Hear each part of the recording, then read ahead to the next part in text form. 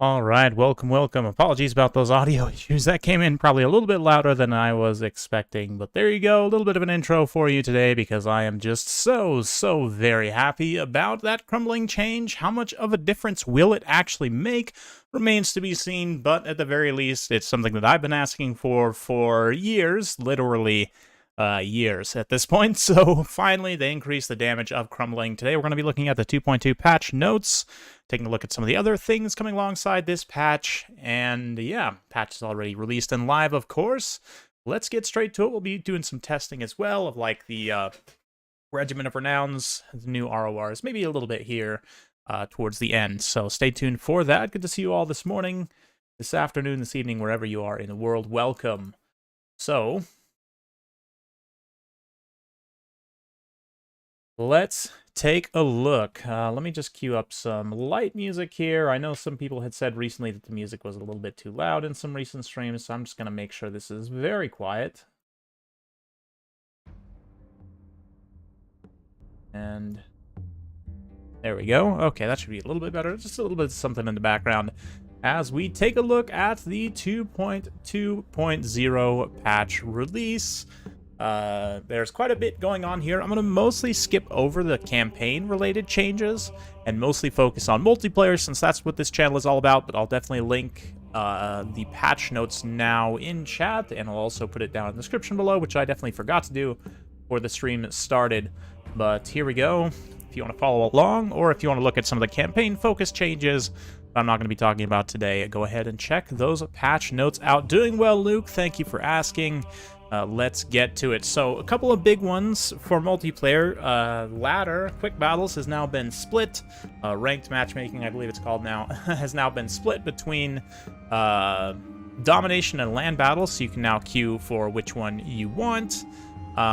There's the new RORs, like I mentioned. Yeah, there's been some significant changes to certain factions and a big increase to crumbling, about 40% increase to crumbling damage, which we'll be getting to in just a minute. This is a very big patch, so, I mean, changes-wise, it doesn't, not a ton of content new besides these RORs here, and we'll just quickly run through those. You've got the Sentinel, which has a reflect aura. It's pretty small, so it's, oh, hey, Black Phillip, good to see you are back. I will let you know, yeah, the redirect aura is very short range, so you kind of have to be like standing on the unit you're shooting. Not going to be wildly useful except for like against short range skirmish cavalry. Medley here in chat mentioned like blasting charges, globes, vampire coast bombs.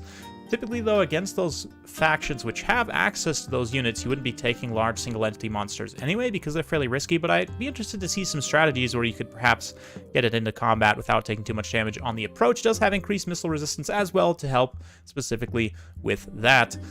Corrin's Bloodthirster ROR here. Just as a side note, I kind of predicted that they would do like a monster ROR set, but nice to see they actually went through with it. It gains damage resistance when near large enemy targets. You definitely want this guy hunting like cavalry and monsters and stuff. Elemental Bear with an aura that damages nearby enemies over time. We'll have to see the damage on this to check if it's worth it or not. Uncle Furuncle is the best name for an ROR ever, and it's a great and clean one of Nurgle, of course. It's got different bound spell loadout, so heals himself while damaging enemies around him is an activatable ability, and also has bound spirit leech as well. We'll get to bug fixes in just a minute, but yes, the ammo passives are fixed. They're not in the patch notes, I believe. The rebirth bug was also fixed with like phoenixes and hell pits and such. Anyway, Stonehorn, of course, it's an icy Stonehorn. It's got glacial defense and activatable ability that gains increased armor and missile resistance while it slows down. Will definitely be useful, especially if you're already engaged in a fight. And then, of course, has frostbite, just like the ROR Crushers. Quite nice. Exalted Keeper of... Or not, sorry, not Exalted Keeper of Secrets, just regular Keeper of Secrets here has the Feasting on Fear passive regen, which will actually make this thing pretty decent against low leadership factions. Also gets Lash of Slaanesh and Acquiescence. And the Keeper of Secrets the Lord of Change here. My cat's distracting me over here.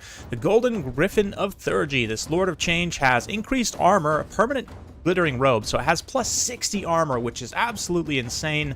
It's going to be really strong. Any unit that has high armor and barrier and flying generally is probably going to be pretty good. Also has Searing Doom and Gehenna's Golden Hounds instead of the Lore of Tzeentch fire spells. Arguably worse, but hey, we'll have to see how it goes. I would think that the armor would be enough to make this guy worth it in some situations.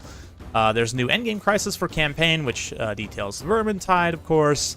And then let's get to a lot of these are sort of campaign fixes, different things going on there. So here we are. Balance. One of the first things here is this dev note. In update 2.0, we significantly buffed many units across all undead races, leadership specifically, and some other things too, but mostly leadership, combined with the switch to percentage-based healing in Total Warhammer 3 to significantly reduce the impact crumbling has on units whose leadership has broken. As a result, we're slightly increasing the damage of crumbling to help with clearing out undead enemies that are falling apart. So, like I said, it's going from 10 to 21 damage to 14 to 28. So about a 40% increase in the amount of damage it would take to kill... 40% increase the damage. It would reduce the time it would take to kill Vampire, Coast, Counts, and Tomb Kings units once they're set to crumbling. So it's not a huge change. I maybe would have liked to see this number a little bit higher. Again, I accept that might be my own personal bias, but still, it's something. And I definitely need to play some games and see how much of a difference it actually makes. Also of note here, again, not listed, but they did fix the infinite ammo bug for Tomb Kings and Vampire Coast. Other undead, I guess those are the only two undead that have access to missile units that can abuse that bug. But it's fixed anyway now, so those two changes alone should help equalize those factions significantly. There are probably more changes needed down the line, but let's see how it goes in this current patch with those updates. Beastmen. So Beastmen actually, hang on, this is all like other random balance stuff. Nothing really, a lot of Winds of Magic in campaign changes, but now let's start with the faction-specific stuff. So for Beastmen now, all Chaos spawn got 100 gold increase. Beastmen spawns also get a little bit more weapon strength to help compensate for that. All Giants also got a significant buff. 20 armor, an extra 100 weapon strength, 50 split 50-50 between base and armor piercing damage, and minus 100 cost. So they're really trying to make Giants viable without overbuffing their speed. I think there's an animation limitation there. I want to say I asked a CA dev about it some time back, and they said that was the main reason why they hadn't just buffed the Giant speed. Anyway, Minotaurs also, you'll notice, for both Beastmen and Khorne, got a significant buff. This is going to make Minotaurs probably very viable, if not quite strong. We'll have to see, especially the Butchers of Kalkengard ROR, I think is going to be an auto-include in almost every Beastman army at this point.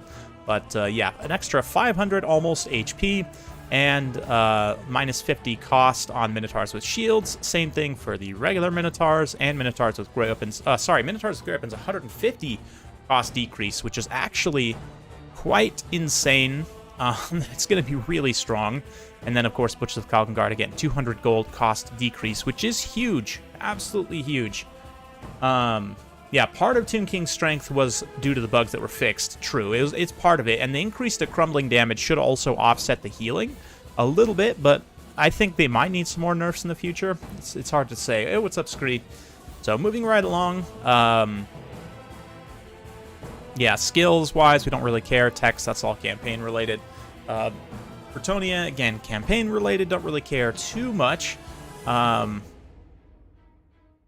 But one thing about Bretonnia, the reason I included them on the thumbnail for today, they're in Immortal Empires, they buffed the speed of, like, Empire Cavalry. Kislev has very fast cavalry, so Bretonnia was kind of left in the dust a little bit. They should have faster cavalry than the Empire, I mean, according to the lore and everything, so they get a little bit of a speed buff on quite a few of their cavalry units. Not going to make the craziest difference in the world, but it will definitely make a difference in those tight battles. Response, all Bretonian characters on Barded Warhorse mounts. Knights Errant, Knights of the Realm, Questing Knights, Grail Knights, Grail Guardians all get their speed buffed. Green Knight also They get increasing the duration of the Dolorous Blade. Not that much of a change, but it's a little bit of something. Demons of Chaos, let's take a look at them. You'll notice here they're not going to list very much, but in the Monogods factions, you'll see that they're decreasing the cost of Soul Grinders. I think the Greater Demons are all getting their cost decreased as well. We'll take a look at that in just a minute, but the Undivided Furies are going down to 550 gold. The Unmarked Furies, I should say. Hey, thanks. Much appreciated. Kind words coming in through in the chat right now. Anyway.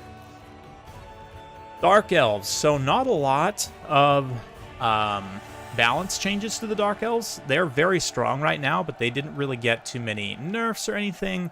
There is a bug with the War Shrines currently that did not get fixed. I did confirm with the CA dev that one was not.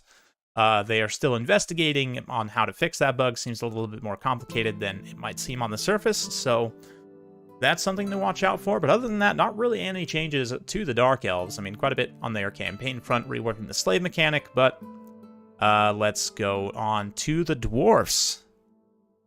Now, yeah, nothing really in battle for the Dwarfs either. Cathay probably needs some nerfs, but hopefully we'll see some more in 2.3, which they will mention more in a little bit. Something notable here, I think this was already applied in multiplayer, but maybe it wasn't applied in campaign. Yao Ying and Jiao Ming can no longer have, they no longer can cast any of their spells in dragon form. They now can only cast these specific spells. Greenskins. Again, not a ton of balance updates, the giant buff, and then I'm not really sure why. The Goblin Wolf Chariots had their projectile damage halved by taking it from 2 to 1, but there it is. Missile damage on the Goblin Wolf Chariot's not going to be as efficient as it was before, which I don't get that at all. But the Teeth Robbers now correctly has Strider, which is nice to see. Might give you a reason to take that specific ROR.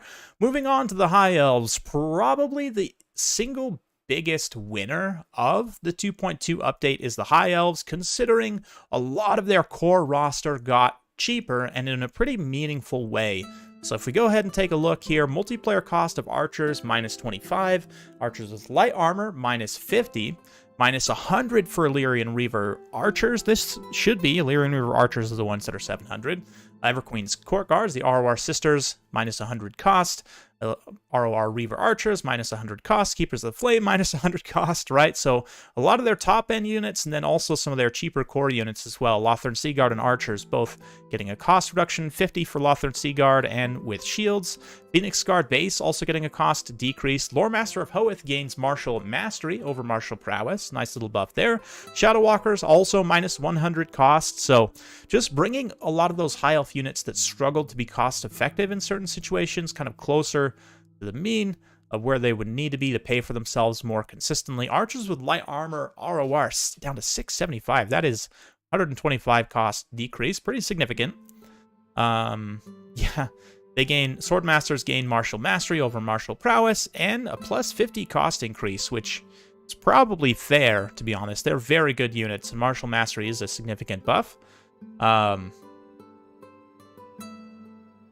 Yeah, I agree, War Demon. He says once Dark Elf, 54. They're at a 54% win rate right now on Total Tavern. So once weaker factions are buffed, Dark Elves should kind of equalize a little bit. And I definitely agree. Maybe they need some very minor nerfs, but I honestly wouldn't change much. Their Dragon Prince ROR also gets 50 cheaper. The Grey get 100 cheaper. Pure Main Company get 100 cheaper. So quite a bit of cost reduction across the board on High Elves. And this is just going to allow you to bring like 1 or 2 more units in those builds, which will make a pretty significant difference for sure. Great to see that. Probably a little bit overdue, but High Elf mains, certainly the ones I know, are quite happy with that. Moving on, as mentioned, with the Monogods and Demons of Chaos, a lot of the Greater Demons, in fact, all the Greater Demons and Soul Grinders got cheaper. Khorne also benefits from the Minotaur buffs, and also all Chaos Knight variants are getting cheaper as well. So you see the Knights of Khorne down to 1,400, Knights of Khorne with Lances down to 1,500. Chosen of Khorne also are getting a cost decrease, 150 down to 1,500 gold. The Demon Princes all also get a cost decrease. They came in way too high for their relatively low power level, so nice to see them getting a little bit more balanced out. Knights of the Brazen Throne also minus 300 cost decrease. That is huge. Absolutely huge. 150 for Minotaurs, 250 for Minotaurs of Khorne with great weapons. They're down to 1,300 gold. That's kind of insane for a unit that's strong.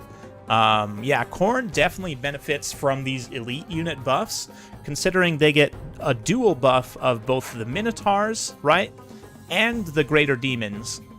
Like, all of that together is going to make Khorne's elite units quite a bit more cost-effective. Interesting, Medley. Interesting. I'll have to check that out. They must have done something to it. Hopefully, if it's severe enough, then hopefully they'll get a hotfix in the next couple days. But anyway.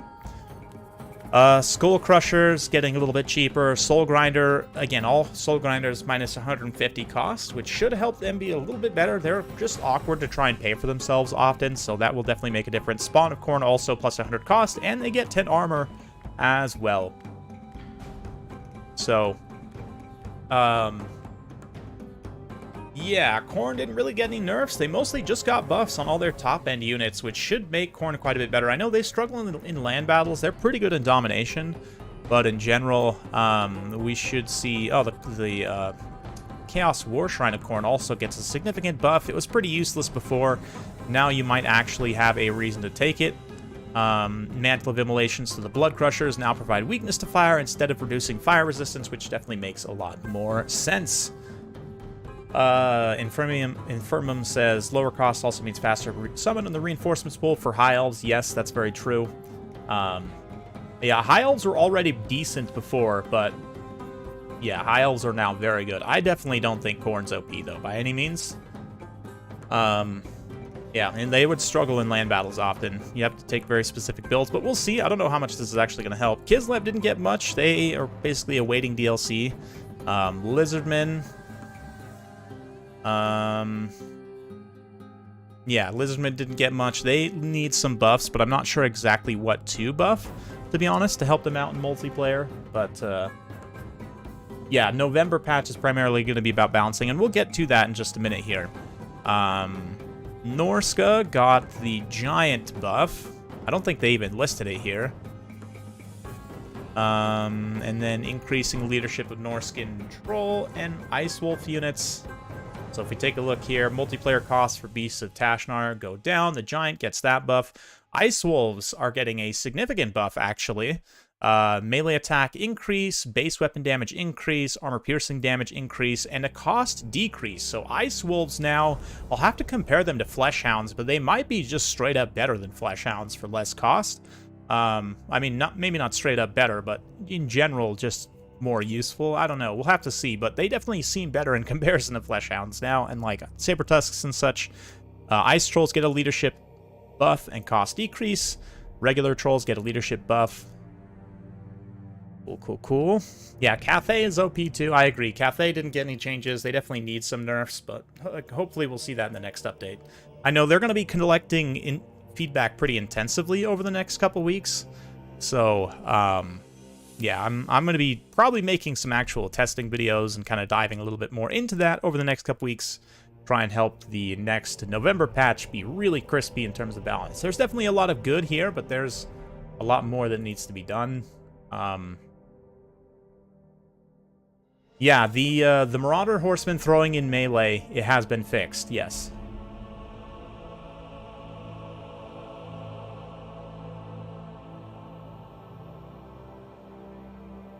Interesting, Medley. Well, I'll have to take a look at that video after this, and maybe I can do a little bit of testing here myself.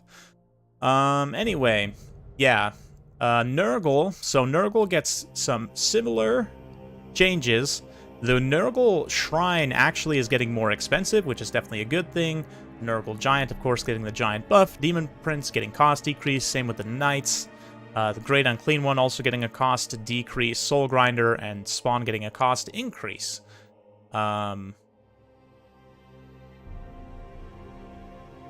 Interesting. Moving on now to the Ogre Kingdoms. Not a ton here. They did fix the capture weight of all monstrous infantry for ogres, so they should actually be decent in domination now. I don't know. I'll have to give them a try and see how they go, but specifically ogres now have full capture weight.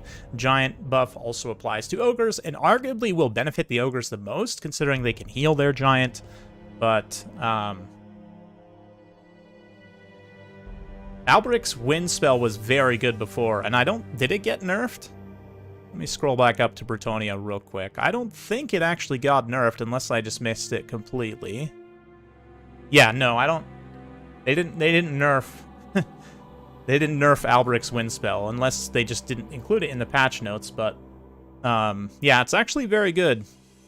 I don't know if you've not been using it, but in my experience, it's actually very good. The damage is really nice if you compare it to some other similar type spells. Anyway, getting back to it. Let's see here. We're past Norska. Nurgle. Okay, so, yes, Ogre Kingdoms. Skaven. Skaven didn't really get any battle changes, quite a bit in terms of campaign changes. But Tretch got By Our Blood removed, and the Doom Wheel got an extra 750 mass. So those Doom Wheel rats have definitely been bulking up, eating their vegetables. Moving on to Slaanesh. Slaanesh also got some buffs. I don't really understand. I mean, I get that this was just kind of a buff applied consistently to all Chaos Knights, Creator Demons, and Soul Grinders across the board, but if any faction didn't need it, it was Slaanesh for sure. But let's see how it shakes out. They did get a 200 cost increase to the Shrine Mount, or the Chaos Sorcerer of Slaanesh. Hell Scourges have been reworked again, so they're now basically just like swords, I guess. I don't know. We'll have to get in game and actually compare them side by side and see, but maybe they'll be actually not totally useless now that they have some armor-piercing component. Demon Prince also got cheaper. Devoted to Marauders with Hell Scourges. Again, same thing. Hell Scourge rework. Keeper of Secrets got cheaper. The Mirror Guard did get a plus 50 cost increase, which is probably not enough, to be honest, but there you go. Hellstriders also, the anti-large ones, got a plus 50 cost increase. Definitely not enough. Needs to be like 700 to 750, unless they're going to change the stats. If they're going to keep the stats how they are, then they should definitely go up in price.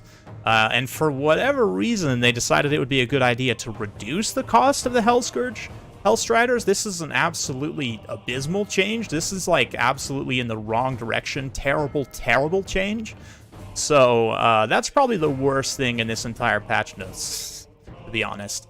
Anyway, yeah, Soul Grinder gets a little bit cheaper, and the Spawn of Slaanesh also get more expensive. So the max damage from the Slaanesh War Shrine has also been nerfed as well. The Mortis effect has been significantly reduced. So there you go.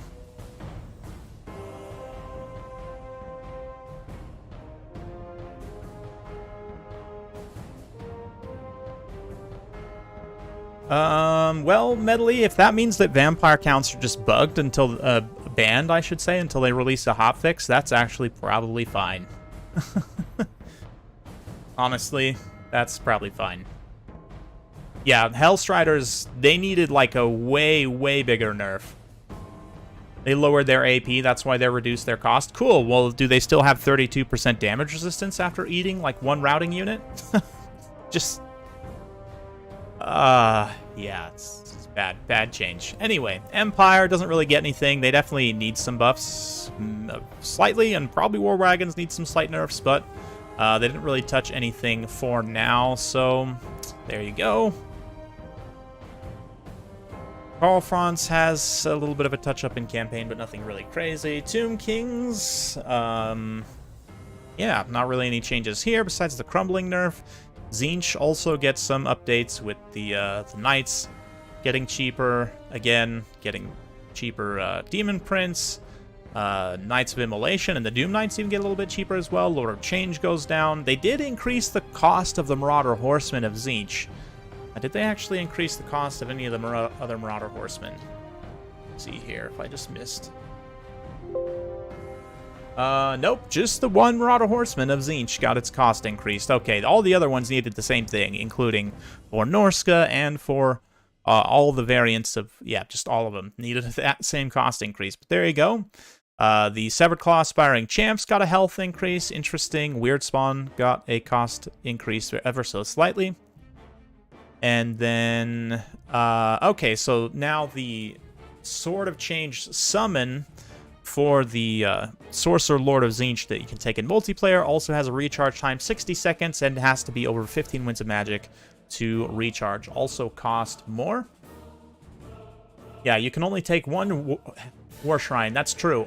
For all War Shrines now, you're limited to one. And I think with Warriors of Chaos, as we'll see, any marked War Shrine too, you're limited just to one total War Shrine of any kind, right? So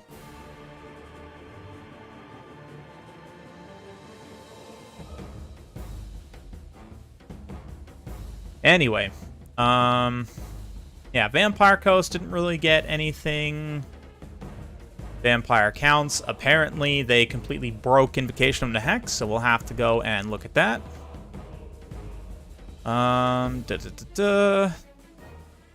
Banshee also now has pure armor piercing damage. It looks like she got an overall weapon strength decrease by about 30? No, 20? Yeah, so there you go. It's pure AP damage now, though. Warriors of Chaos. Let's see. Aspiring Champs got their hit points buffed. Giants also got buffed. Chaos Knights get buffed.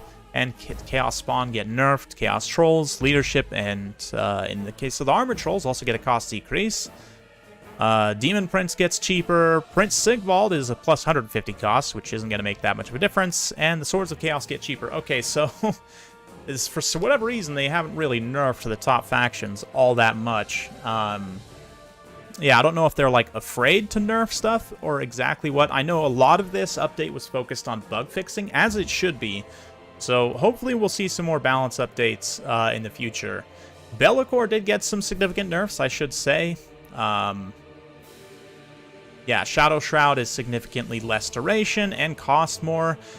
They also slightly increased his... yeah, his multiplayer cost, which isn't going to make that much of a difference. He's already super expensive, so I don't know how much these nerfs are going to help, but there you go. They're trying. Let's see. And then the Scarlet Armor for Valkia. Okay. Wood Elves, let me just look here. I don't think there was anything. Yeah, it's all campaign changes, faction effects, lord effects. Hawk Riders now have Vanguard deployments, as they should. And that's it. So, pretty much that's the majority of the big changes. Some really head-scratching ones, for the most part, good, but definitely some unnecessary buffs, I think, and some weird missing nerfs. Like, there's probably needs much more nerfs on certain factions especially, but hopefully fixing some of the bugs will help equalize, like Tomb Kings and Warriors of Chaos and some others. But split multiplayer queue is nice, definitely. That's something a lot of people have been asking for, so that's a huge plus, definitely. Let's just check here. Added some missing army abilities. Added missing or non-functional army abilities for minor factions during battle. So, yeah, so now the bug where if you switch to like a sub-faction, you won't lose your army abilities. Which is nice. The split queue we mentioned. You can see the UI here, or if you get in game, obviously. That's going to be huge. Some other fixes to like multiplayer campaigns and stuff. And let's see.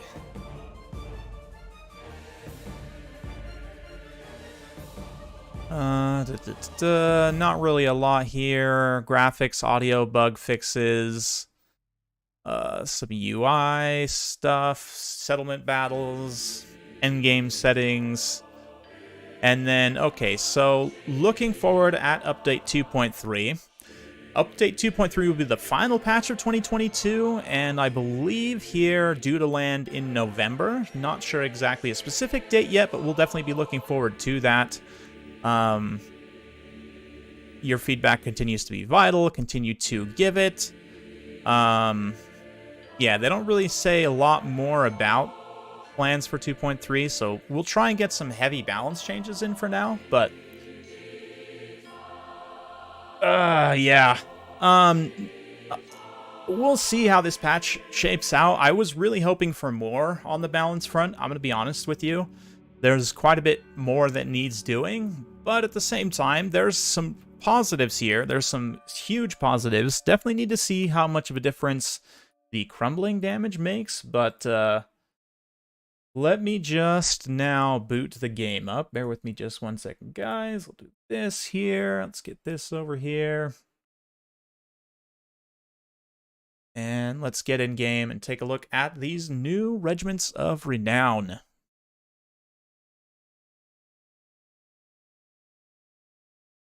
Excellent.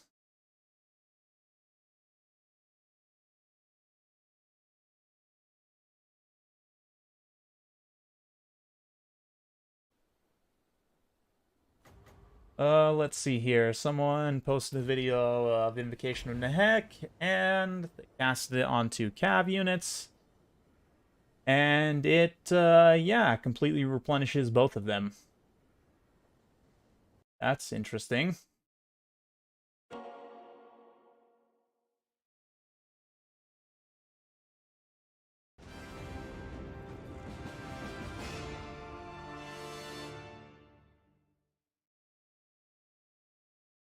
Let's see. Okay. I have some people also available for some testing, so let's get them going here in just a minute. Oh, I forgot my UI is tiny. Let me fix that real quick. Okay, so open up a top secret lobby here.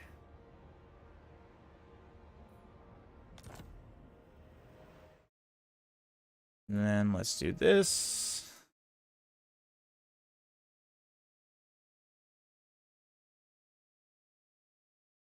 So let's take a look at the RORs while we're waiting for Black Phillip to get in here. Starting with, let's go with Cathay first. It's their first on the list. So, okay, so extra 400 points. Obviously, you get rank 9 stats, which, to be honest, for a unit that's unbreakable, having an ROR, you completely lose any value from the leadership buff that you would normally get from rank 9. So that is something to consider. It's an extra 400 points. This area of effect is 55 meters, which is a decent size, but considering that's like the max range of a lot of short-range units, it's actually not that much when you stop and consider, but might be mildly useful, especially if you're saying, like, let's take Cloak of Jet, you stock this guy on the approach so that he can get into combat without having taken much damage in the first place.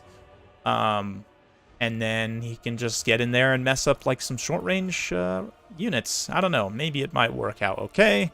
Horn, of course, we've got this big, nasty Bloodthirster.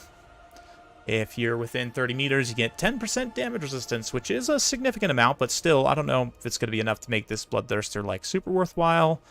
Kislev, of course, you've got the Big Bear. An extra 500 points. Holy cow, that's a lot of extra to pay for essentially what is a single-use bound Heart of Winter. I mean, that seems ludicrously expensive. I guess you do technically get a discount over the base version, but still. Oops, not that. Slaanesh. Let's go. This Keeper of Secrets here. Feasting on Fear will be actually pretty useful. But 2250 is a lot to pay for a unit that's this squishy that can get killed relatively easily. I don't see this one being wildly useful in when I actually stop and look at it. Golden Griffin. 90 armor is significant. 90 armor, 56 on attack defense. It's pretty good, actually, for a monster, especially in this price range. And Again, super early predictions. I'm usually wrong when I do these. This guy seems like on paper he's probably going to be the best out of these new RORs. Perhaps the Cathayan one will also see some use, but it's hard to say. Anyway, well, now that I've got Black Phillip in here, what do you guys want to see me test in terms of the new RORs? How are the Hellskirts chosen now? We could actually do some Slaanesh testing. So let's get some... what should we test them against? Trying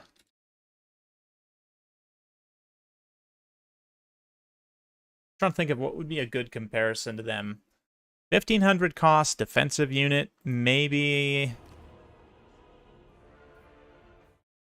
let me go to Glacial Lake.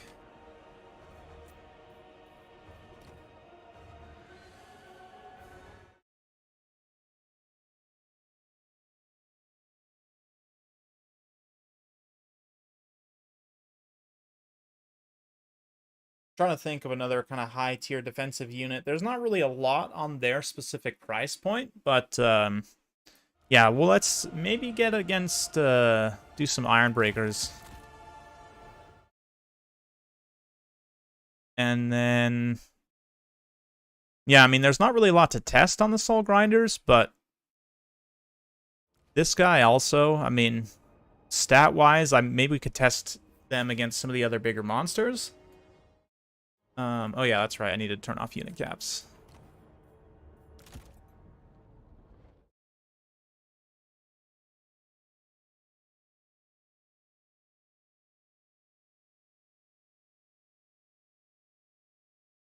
Redirect also apply to range spells? I don't believe so.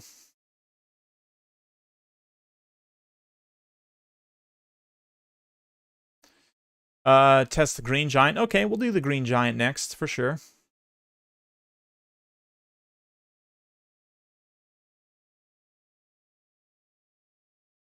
Okay, let's do this. Jump in here.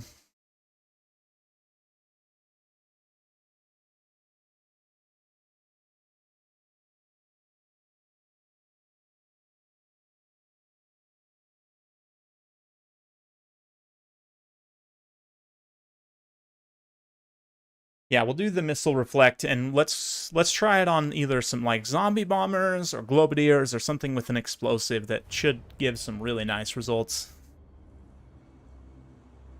Oh, geez, the bots are back. Is Bretonnia better now? I mean, speed actually does help cavalry quite a bit in terms of repositioning, getting away, getting favorable engagements. It also, speed does factor into charge. Like, it's one of the components, one of the variables that's factored in when you look at charges. So, should actually help them pretty substantially, I would think. But we'll see. We'll see. Hard to say. I feel like it actually helped Empire heavy cavalry quite a bit when they gave them the speed buff with Immortal Empires, so...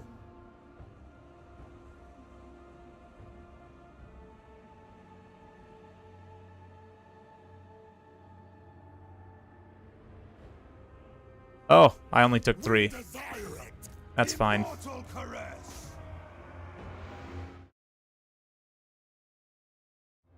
So we're going to test them against Ironbreakers. This is a unit that before I'm pretty sure they would lose just because of the 125 armor. That said, I mean, Ironbreakers' stats are much worse. Just less attack, defense, weapon strength, everything. Only more armor, which should get equaled out by the physical resistance. But let's see. Did not use the blasting charges, which is going to make this interesting. Let's go ahead and fast forward.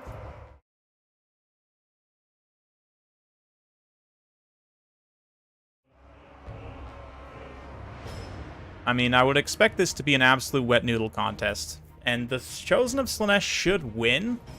Again, previously, I don't know that they would have been able to win this, so...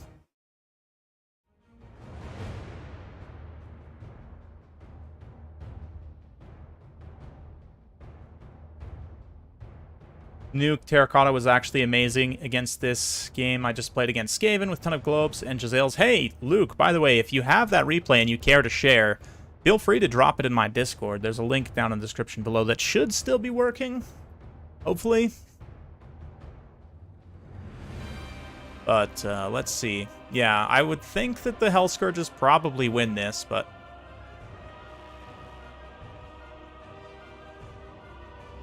with the blasting charges, that might make a difference. Maybe we'll rematch this again and just see how much damage the blasting charges do initially. See if that would be enough to make a difference.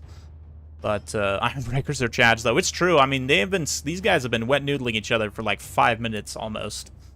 So, pretty interesting. This is apparently the way. Yeah, so the Chosen are winning pretty decisively at this point. But it's still going to take some time. Yeah, they can get some killed on armored units now. Like, previously, it would have been much worse, right? So, I should have probably done some recording before. I guess I could always do, like, a video where I roll back, do some testing, and then do the same testing on the new build to compare results, but...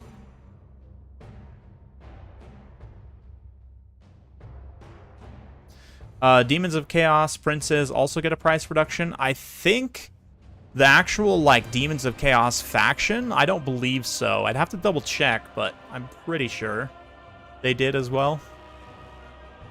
I'm getting some lag spikes. I don't really know what from, but anyway.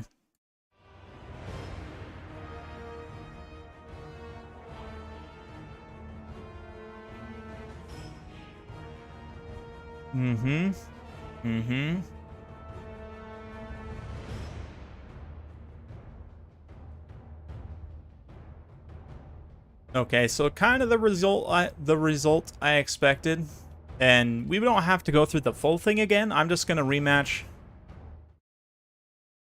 I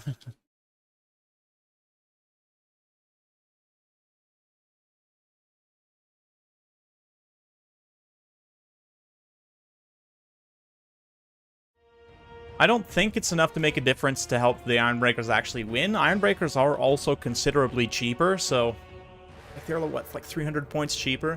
Well, I would expect, even with the charges, it's probably not going to be enough, but I would like to see. Okay. So they all had like 40% HP left over, which is pretty significant. But let's just quick rematch that, and then we'll move on and check the terracotta.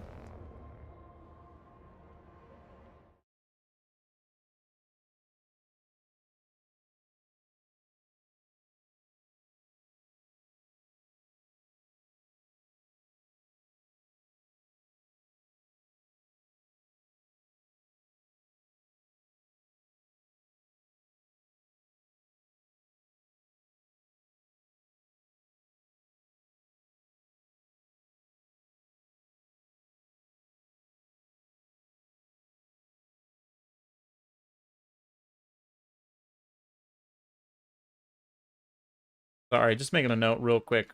QCA about some things.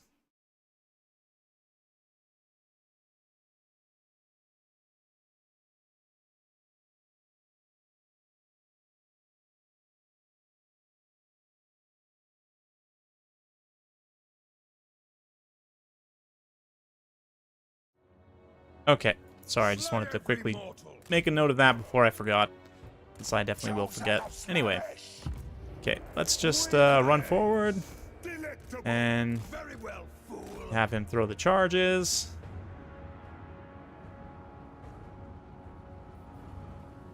And we'll move on to something more exciting. And I do want to do some testing with Hellscourges as well in just a minute.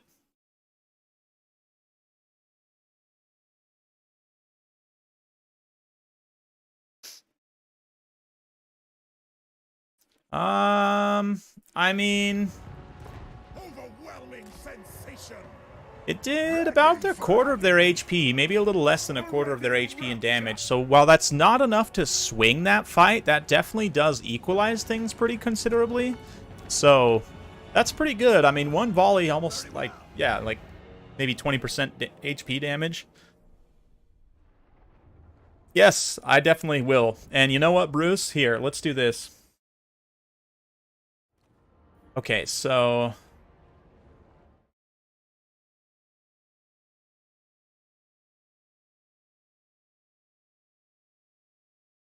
the missile reflect.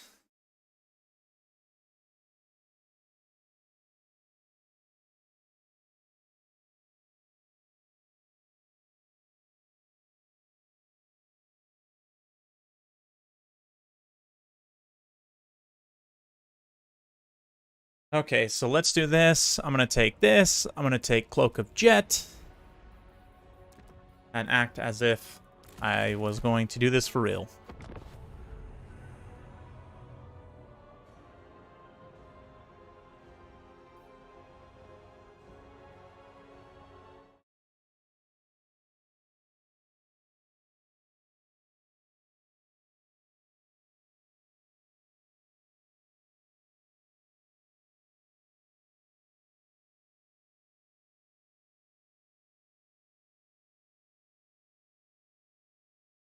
Okay.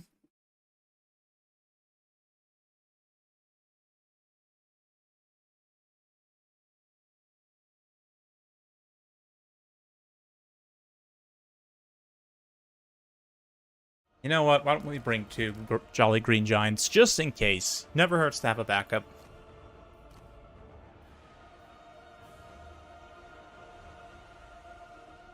Jolly Jade Giant. That's fun.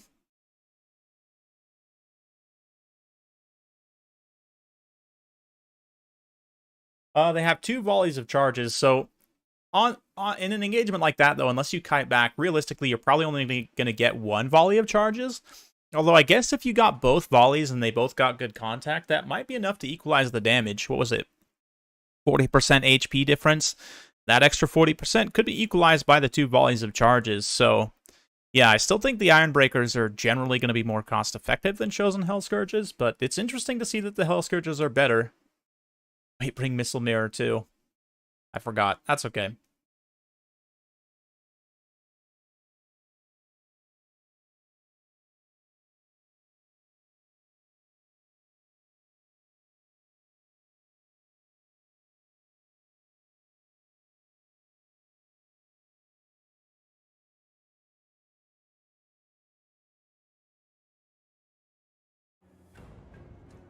Oh, it's perfect. No heck November. Yeah, exactly. Oh, that's weird. It didn't save the second one. I guess that bug is back. That's cool.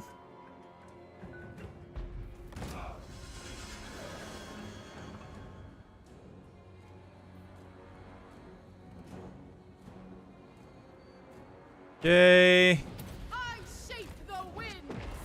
Yes. And the missile resist aura is quite visible when you mouse over him, which is nice. Even on this, like, blue terrain, it's still decently visible. But, oh yeah, stock unspottable. This is the way you do it. You cast Cloak of Jet, and, yeah, decent amount of uptime. Nice 29-second uptime. Now my lord's getting shot by the cannon. Ah, yes! That's perfect. That's absolutely perfect. Okay, now let's walk over to the Necrofex.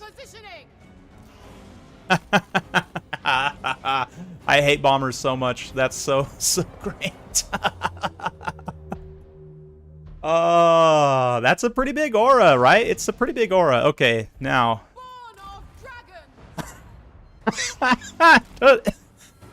Excuse me. It does work on the Necrofex.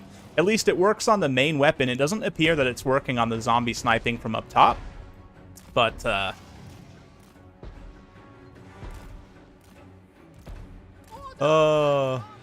maybe I need to stalk my lord. Just fly her out of range. Let's do that. Yes.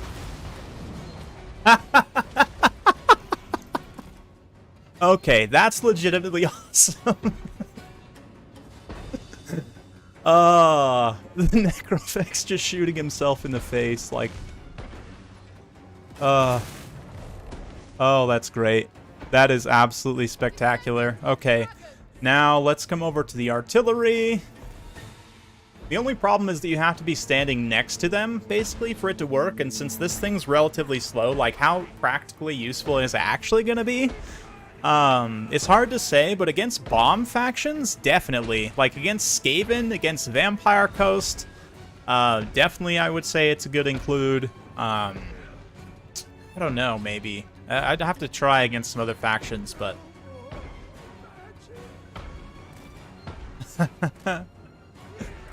Alright. Let's go, Cannon. Let's see what you got. Let's see what you got. This should be pretty good, honestly. They should just reflect immediately back. Oh no, it actually hit me! Aw, so it doesn't reflect artillery? Really? That makes me sad. That's super lame. What if I stand a little bit further away? So it seems to reflect single entity shots, it seems to reflect small arms, but not artillery necessarily. Let's see, if I stand a little bit further away, that's going to make me really sad. Oh yeah, it just headshotted him. That's not cool. I thought Missile Mirror does work against, I guess I should have actually taken Missile Mirror to see. Oh, see, no, but there it worked. Okay, so it seems like it's... Because the cannonballs travel so fast, they're actually not... it doesn't give them time to redirect because the aura's too small. So let's, like, go to the very extreme end of the range here and see if that works better. Yeah, the cannonball's too fast. Yeah, you're right. You're right. But if I'm, like, right on the edge of it, see, then it has time. Yes, there we go. Okay, so... So with units with fast projectile speed, you need to be a little bit further away to give it time to reflect. That's interesting. Okay. Yeah, let's walk into range now of Queen Bess, just barely. Let's walk over here. And we'll give Queen Bess a target to shoot at. We'll bring my shooting gun up a little bit. And let's go just a little bit closer to Bess. Gotta be, like, right within the minimum range. Oh, nope. Too far away that time.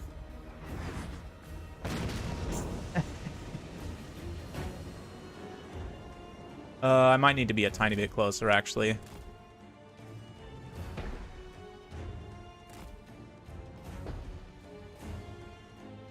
It's still not, like, highlighting. Okay. Ready to rule.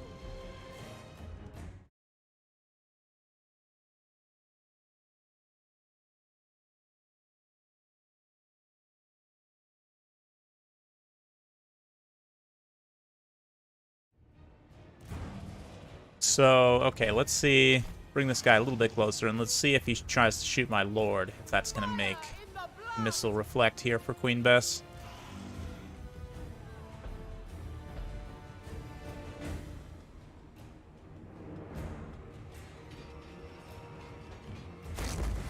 Ha! It works! Ah, it works. That's great. I mean, it doesn't do a lot of damage to Queen Bess itself, but it does work, technically. So all you have to do is get this thing into your opponent's artillery line, and they just won't be able to shoot at all out of that aura. Or, like, if I were to run closer to this cannon here, right? Then, like, if the cannon also tries to shoot my shooting gun, that should give more space for the reflect to actually happen. So, oh yeah, reflecting Sisters of Averlorn, reflecting, like, blue or pinks, even reflecting, like, Wood Elf archers as well, is going to be pretty strong.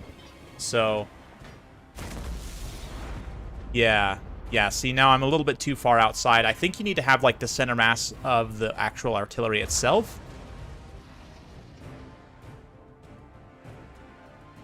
So, it's interesting. That's very interesting. Combat stat-wise, too, I mean, only 38 melee defense is pretty low, but you would be able to heal this guy pretty consistently. And he's got plenty of HP, so... Interesting. Yeah, definitely one of the coolest abilities, for sure. For sure. Blues are going to get wrecked.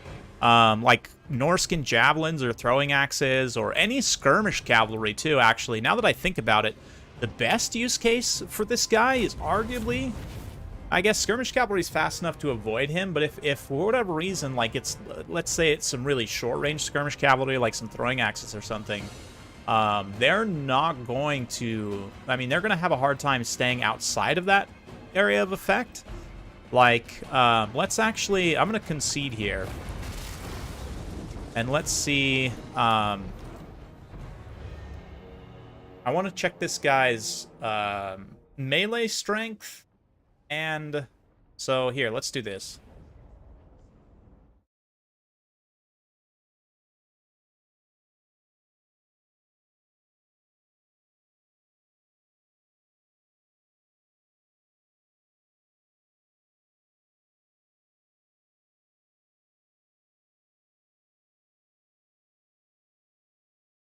Let's get, we'll have him face off with a Shaggoth. Just to see, I mean, the Shaggoth isn't the best monster these days, but it is kind of the yardstick that we use to measure all monsters. Melee fighting power has been for many years. So I just want to see if the Sentinel can beat it in melee.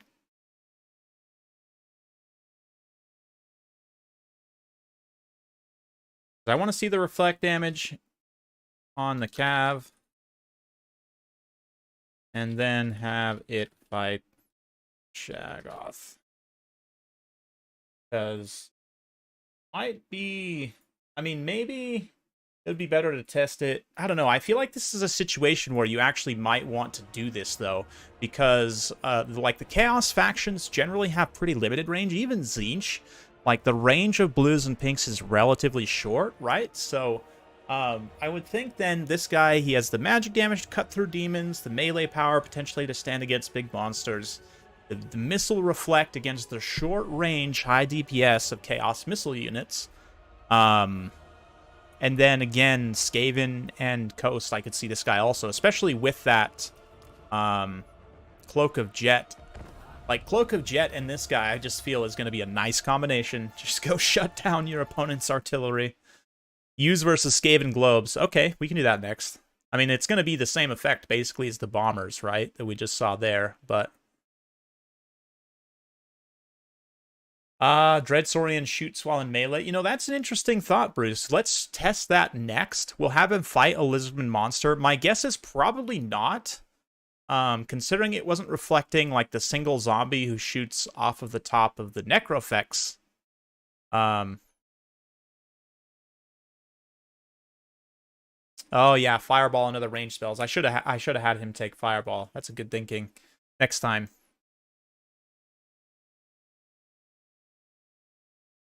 Ready to rule. See, so like their range is just slightly more than the damage reflect aura, so I don't know if it's gonna be. Sorry.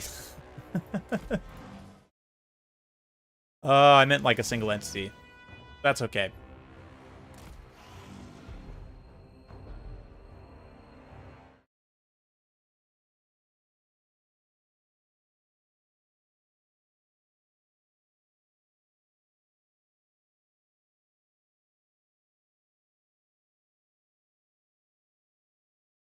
So you see, like, I'm just in their max range right now. I'm just outside the range. The missile resistance is helping, though.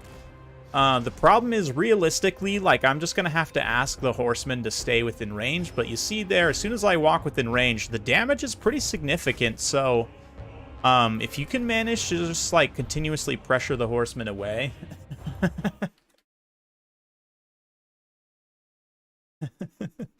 Yeah, but Black Phillip just... mixing up the icons, which is totally fine. But, yeah, it's like, it's a little bit tricky, because their range is 70, the effect range is 55, so there's that 15-meter, sort of radius, right, where they are going to be able to actually get damage on you, but if they come any closer, which oftentimes, you know, if there's units intervening, or if they have to reposition to get in a position to shoot, like, you might be able to get some reflection back on that. I don't know how consistent this is going to be in a battle, but certainly against these shorter range, armor-piercing skirmish calves, it seems like it's going to be pretty helpful, actually. Yeah, of course, the missile resistance also helps in and of itself, but... It will only work on Fireball and Magic Missile if the casting unit has a ranged attack. Interesting. Interesting.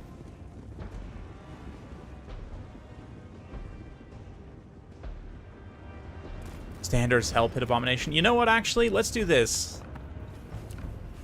Just for the people.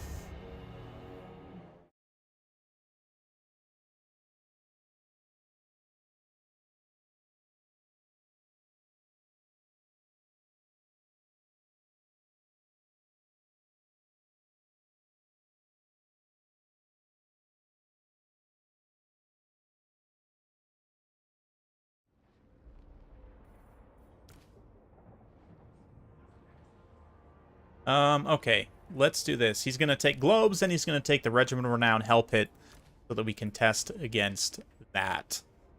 Yeah. Yeah, because Skaven is another matchup I could see this guy being legitimately useful in.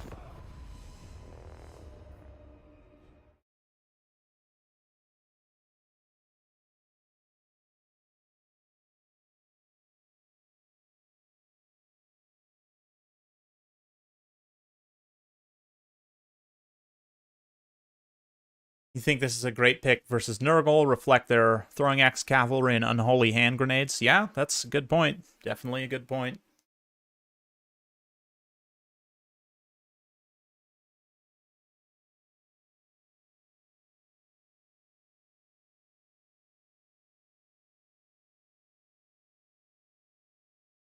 Cathay is a pretty bad matchup for Nurgle.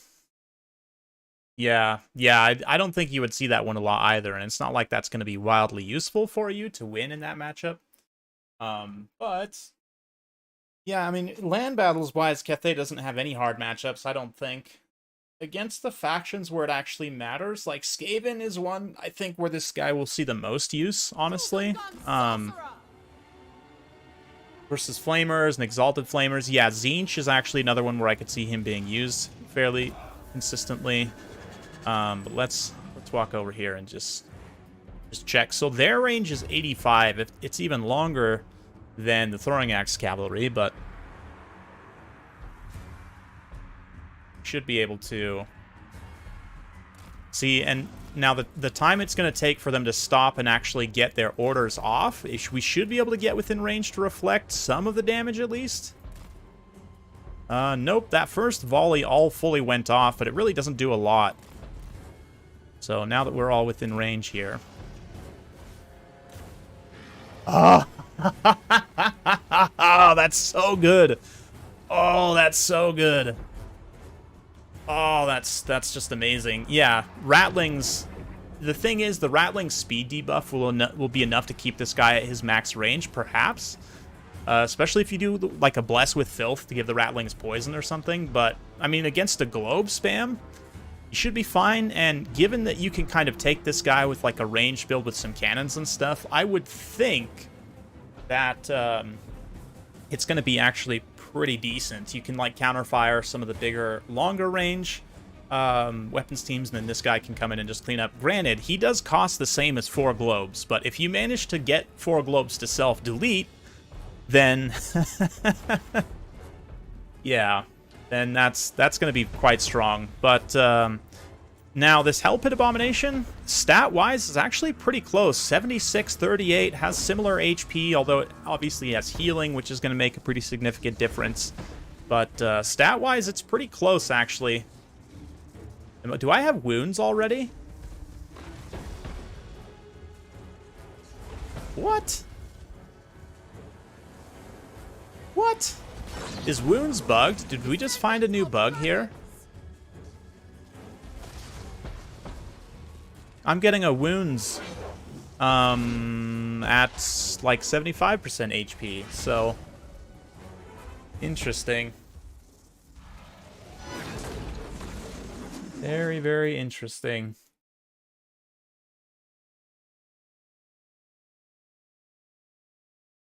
Let's just see what else is going on. Yeah, so I'll have to check this. Use the Hell Pit's buff ability too. Right, which you should. I mean, it's part of the ROR status, right? But it's interesting to me that these two are not that far apart in terms of stats when the Hell Pit's so much more expensive.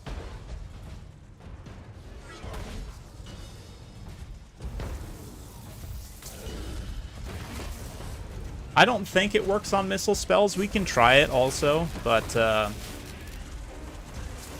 does the terracotta get the damage value from the reflected missiles? I don't think so. I think it counts as friendly fire. Does the Hell Pit have wounds? It does, yes. Okay, so... Okay.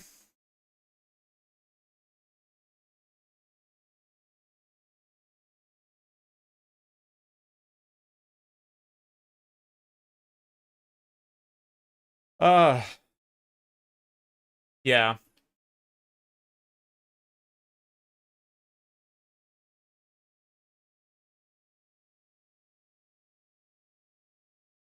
That's interesting.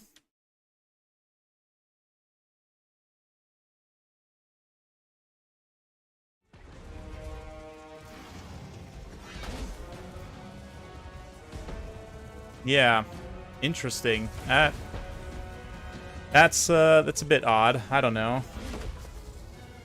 Something was debuffing the weapon strength. Maybe it was the poison, actually. You know what, actually? Never mind. I think it's just reading weird on the tooltip.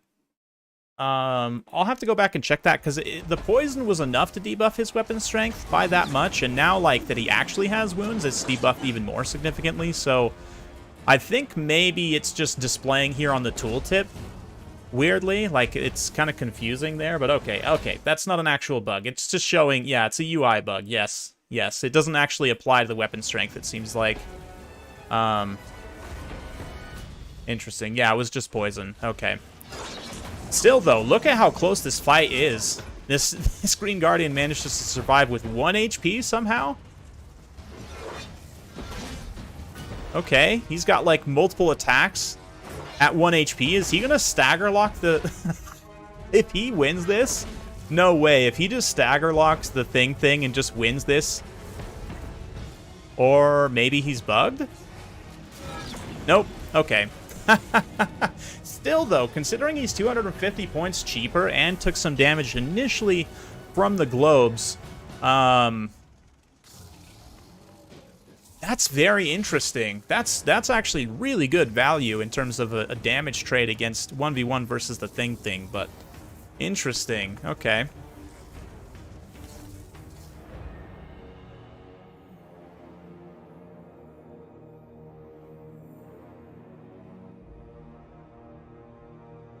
Okay, so it's just poison, guys. It's just poison.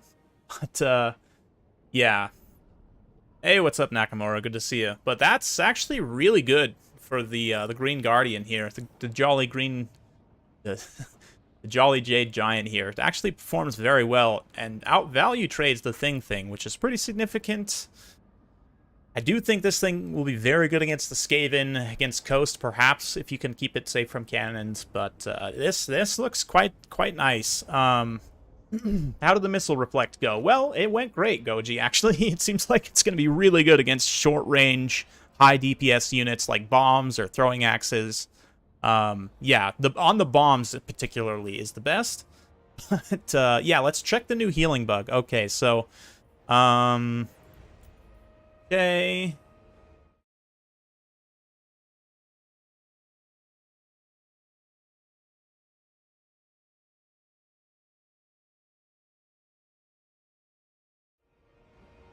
I'm gonna bring some Blood Knights. And let's bring Invocation of Nahek.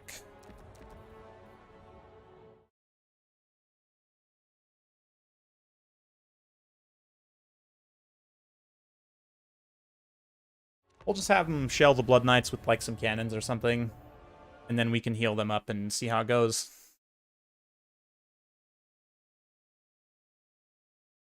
It does, War Demon, but you have to understand that it's a 2,000 cost, you know, like, 40 speed monster that's even though it has some missile resistance and has a missile reflect that works at short range, is still going to be very vulnerable to like long range artillery fire and such.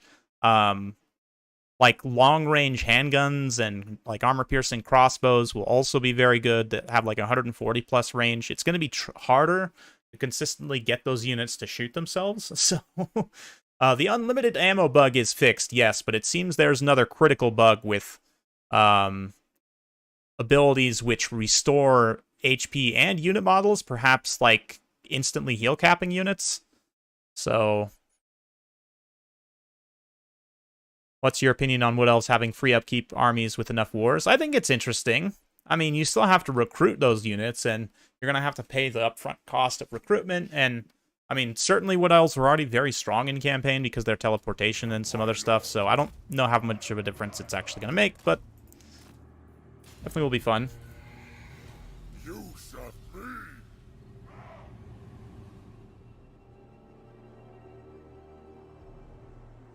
Okay, so now we just get shot a bit.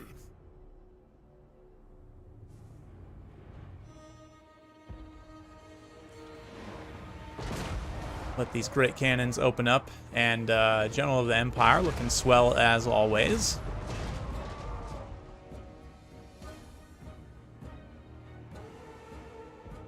Okay, let's wait for one more volley to land. Should take out a few more unit models.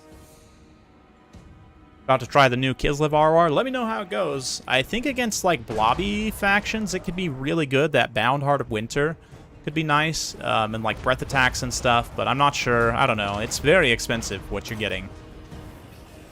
Oh yeah, look at that.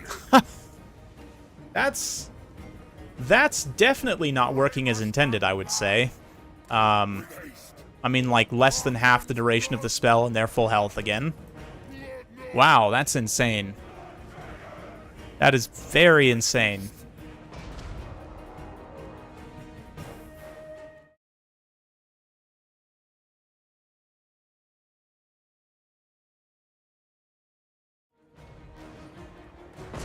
Okay, if we're going to try Overcast, let me run this other cav unit over so they'll also get hit by some of the shots.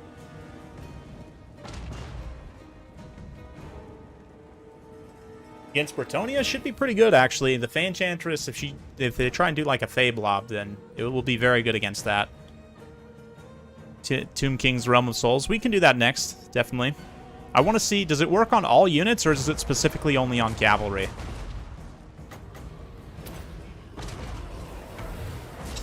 Oh my.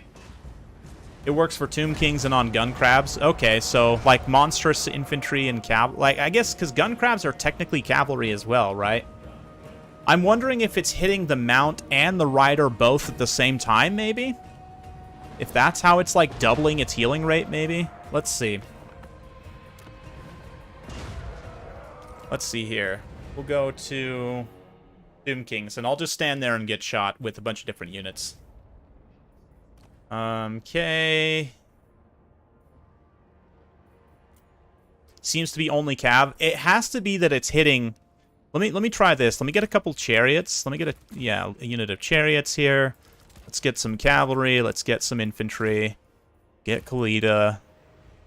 And we'll stand everything in a box and just get shot again. But I'm going to need more unit models, I guess, if this Realm of Souls is going to proc. So let's get some more skeletons.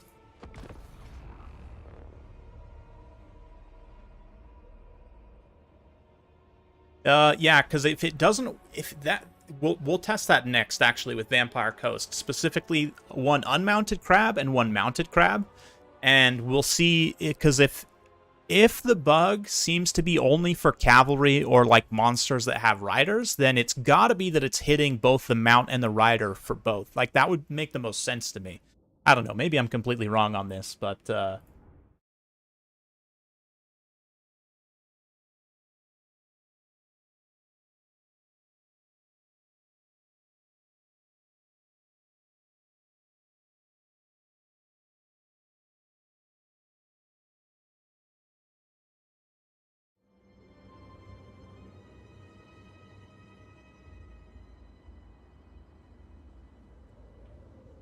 okay, so we gotta stack everything in a box. real quick. Takes on me. High Queen Khalida. And just let the box get shot. Let's see what happens. My will. The overkill. Oh, Black Phillip. I love that.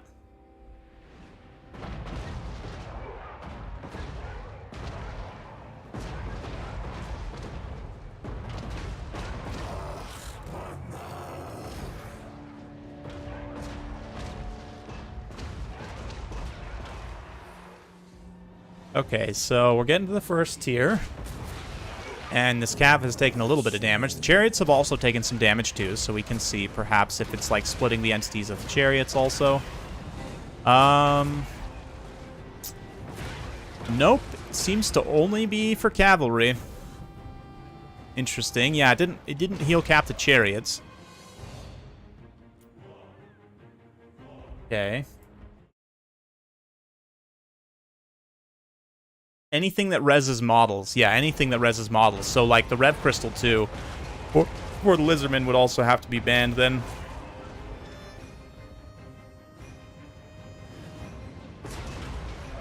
And there it goes again. Should cap out those Nehekar horsemen, or at least heal them very significantly.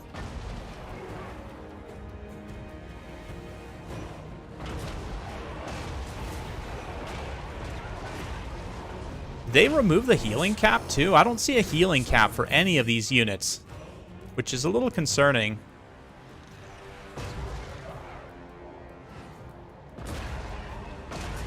Yeah, no, this has already been banned. Like, I've already seen that Turin has banned Tomb Kings in his tournament today, and I think Vampire Counts are also going to be banned.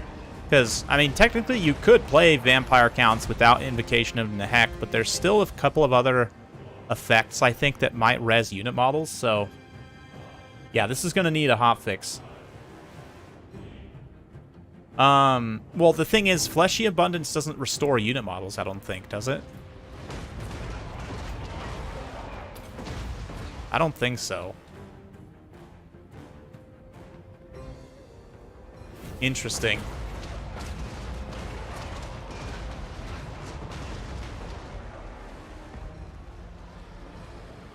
Very, very interesting. Okay, I think that pretty much demonstrates that. We can move on.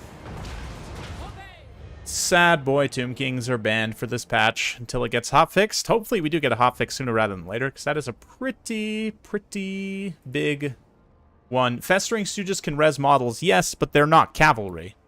If it is only applying to cavalry, the Festering Stooges aren't going to be a problem anyway, because they don't... Yeah. They're not cavalry. Nurgle, I don't think, has any effects that actually restore unit models besides that, right? They have this, which does regenerate unit models on themselves, but, like, I don't think there's anything else. Let's look at this guy. So, Defiling Deluge, he's got this 2... Okay, so if I bust out my calculator here, I want to calculate the percentage of HP that you can actually heal. Okay. So, Uncle for Uncle. Defiling Deluge is 0.8% heals per second for only 6 seconds. Okay, so that's not very much at all. What is that? 0.8 times 6? So yeah, it's like 5% HP. That's really not a lot. 10% HP if you get both of them off. And damage-wise, I mean, maximum damage you're going to do is like, what, like 700 damage-ish, right? So that's okay. It's not incredible, but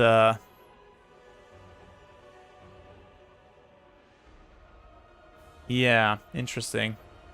The Burstier Soul Stealer, yeah, essentially, more or less, but it's bound, only 2 uses bound, which is, you know, Soul Stealer, when you have a caster, you can cast it like 3 or 4 times, so it's interesting. 120-second cooldown is brutal, yes, definitely. You're realistically probably only going to get 1 of these off over the course of a battle, but he's so expensive, though. 2,200, only 40 armor, very vulnerable to missiles. I don't know. I don't know if you're going to see that much use out of him. Just thinking if there was anything to test. I mean, the Missile Reflect Aura is definitely the coolest thing, but I'm trying to think of perhaps some other like single entity tests we could do. Let's test this guy.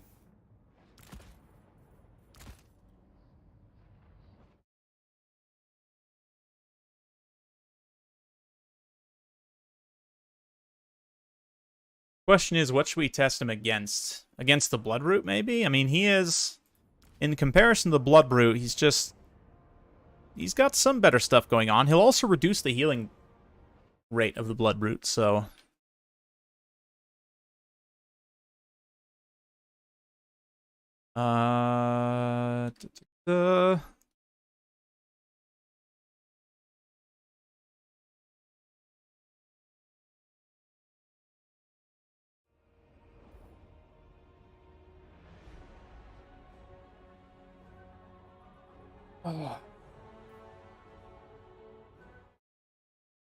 Does he beat the Bloodroot? Let's find out. Let's find out. I actually have no idea, so that would be an interesting test, because these are two of the... Like, the Bloodroot probably right now is the best anti-large monster in the game. I would say, maybe. There's a couple of other close seconds, but...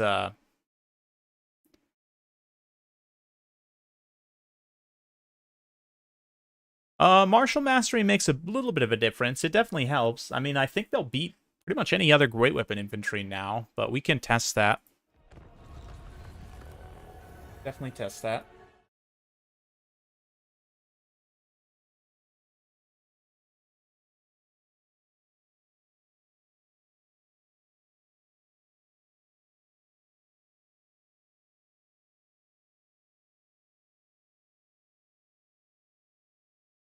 Yes, yes, yes. Good there. Looking there.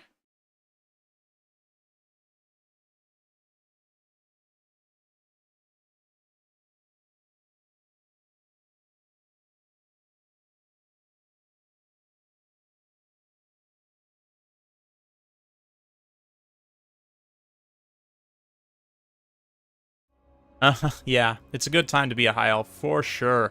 High elves are going to be good in this. They got more expensive, yes, but they got martial mastery instead of martial prowess, which is a pretty good melee attack buff.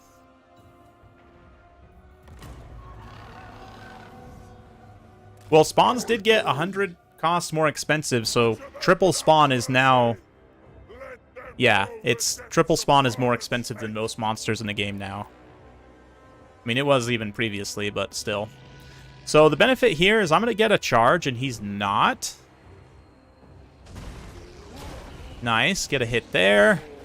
Let's watch these two ornate champions duke it out. Oh, so far, pretty good looking for the Bloodthirster. Hasn't taken too much damage, but keep in mind, the Bloodroot is going to be healing. Its healing rate will be reduced due to the fire of the Bloodthirster there, but it's going to be interesting.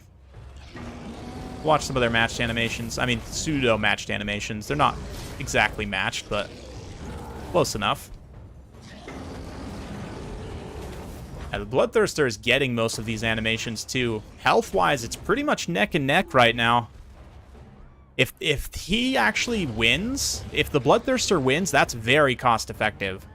Yeah, 10% damage resistance is pretty huge, but keep in mind that single entity fights are also a lot of RNG, right? So, like, you run this test a dozen times, you may get a different result, but it's probably pretty close to 50-50, maybe 60-40 in favor of the Bloodroot.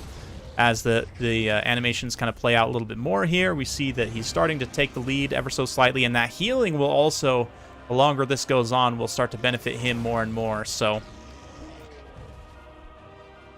Oh yeah, Ryder Rohan is ecstatic. I already know he's very happy with this patch. Felcon also is a big High Elf fan, is very happy with this patch. He's actually streaming some High Elf games right now, I think.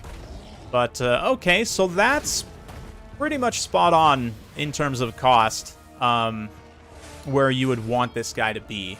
So that's pretty good. I mean, it is pretty good. He's pretty expensive still, but In a situation where you might want the flying versus the Blood Brute, maybe you want to take both for whatever reason and really overinvest in some big scary monsters. But definitely a very stellar, yeah, maybe not stellar, but solid performance from the ROR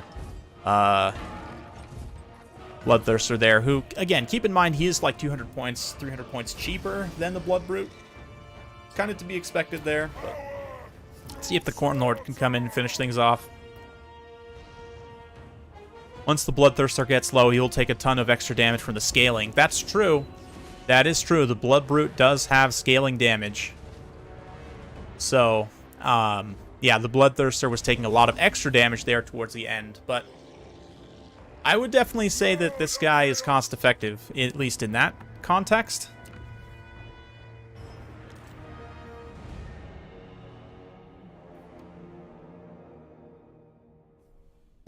Wish the Bloodthirster could carry the Blood Brute. Oh, that would be awesome. That would definitely be awesome. But yeah, 200 points cheaper, and he has flying. So definitely I would say these guys probably have separate use cases, but I can definitely see an argument for both. Interesting. Yeah, again, 200 points less expensive. It's got the benefit of flying. Seems pretty solid. That damage resistance does help in that type of fight, for sure. But let's see. What else? Let's test the Lord of Change with 90 armor. Let me think about what would be a good kind of comparison. 1850. This guy's pretty close in terms of cost to a Phoenix. Maybe we'll have him fight a Phoenix. Phoenix is going to have magic damage, which will give him a nice little advantage there. But 56, 56, 35 charge. The spells are not going to help very much. But no red Ogre, though. Yes, damage resistance negates all damage. Any damage from all sources.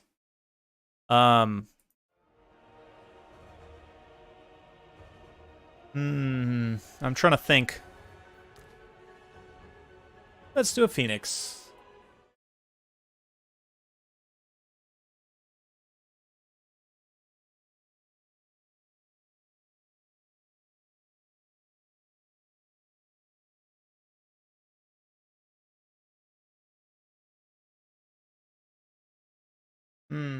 I'm just thinking, though, the armor isn't going to help all that much. But yeah, 56 attack, 56 defense, and 90 armor is a very solid stat line. Yeah,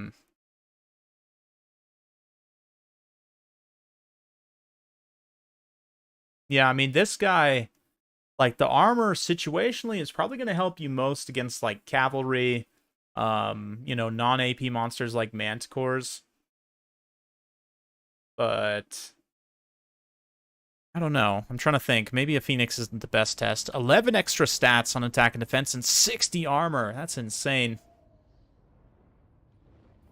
Absolutely insane. For 1850. Yeah, like...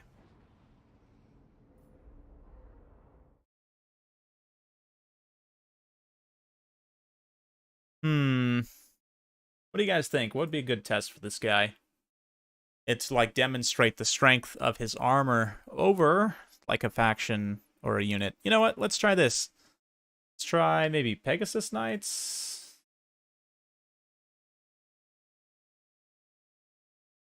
Or, okay. Take,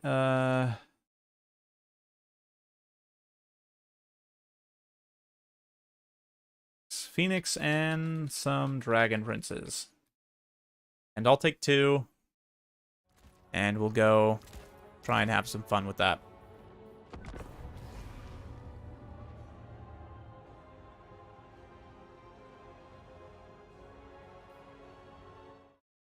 Yeah, we'll do an Arcane Phoenix, since that's the best one. Stat-wise, I think the Phoenix with the Rebirth definitely has more HP. I mean, this guy's, what, 7,800 with Barrier, so... should be interesting. 170 armor and 40% missile resistance. I'll have to take a look at that, Alexander. Stonehorns are already pretty strong, but that seems quite ridiculous. The, like, non-armor piercing missiles are going to do basically nothing to it. Warhydra, maybe? Yeah. Again, the reason I had him take Dragon Princes is because I want to see, like, if this guy can fight heavy cavalry, like shock cavalry especially, very effectively with that extra armor. That will make him super strong against cav factions, I think.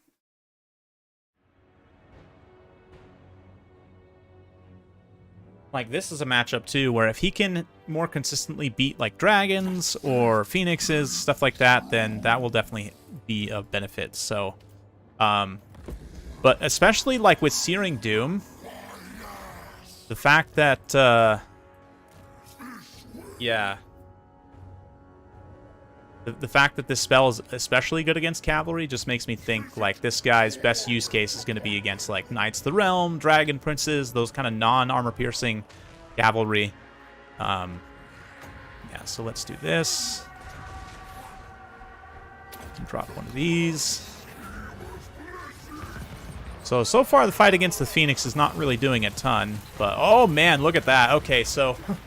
yeah, one Searing Doom will definitely help him beat a unit of Dragon Princes, and, I mean, that in and of himself is getting almost all of his value just right off the bat.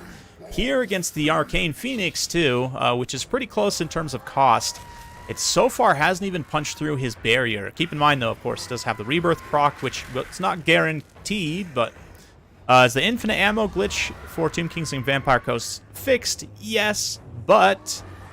they have implemented a new bug for the Undead, where their cavalry units get instantly restored fully by any effects which restore unit models, so...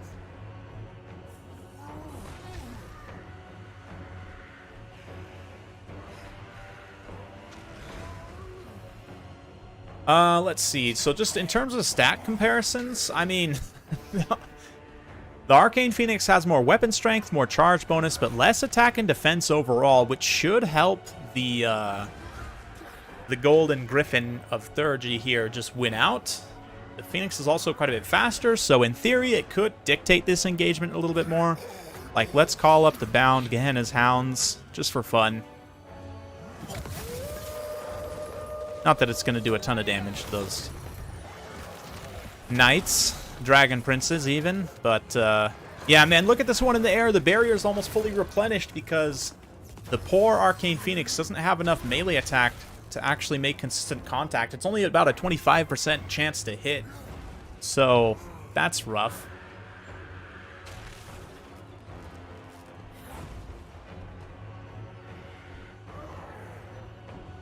The new Kislev ROR ain't that great. The Heart of Winter is quite a short duration. Yeah, and for the extra cost that you pay for it, I think it's way too expensive. He can't run from the Phoenix. True. True. The Golden Griffin spell replacements make me sad. Yes and no. Like, I really like Searing Doom for the explicit reason you just saw right there. It wrecks cavalry units like nothing else. The bird is the word, yes. I think this guy's going to see quite a bit of use. That extra armor in particular on top of barrier, plus the extra stats, makes him, like, really, really strong. So, prepare to be terrorized by this evil big bird. Most fabulous evil big bird.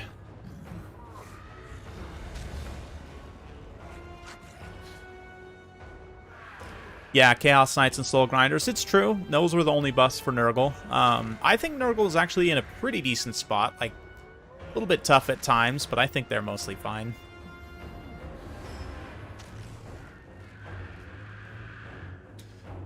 This is pretty good, though. I mean, this thing seems really strong. I'm definitely going to be taking this against a lot of factions, I think. But, definitely against cavalry factions, even for, contesting air against powerful air factions, like the High Elves, or like Dark Elves, or Wood Elves, or any Elves, pretty much. Is Nurgle's any good? It's okay. I mean, it's okay. We can try it in just a minute here, but... the Sentinel ROR is definitely the coolest in terms of having a unique effect. But yes, the bird is the word. This is actually the one probably that's going to be the most useful because it's the cheapest and its ability set is really strong, I would say. Like, the Phoenix did, like, 10% HP damage to this guy. I mean, come on, like, with the barrier and everything, that's absolutely absurd. Absolutely absurd, so... No, that's not village. It's just the porthole's not updating when I select the RORs. So, very interesting. Also looks fantastic, too. I love the golden wings. It's the blondie Big Bird. Oh, yeah. Very cool.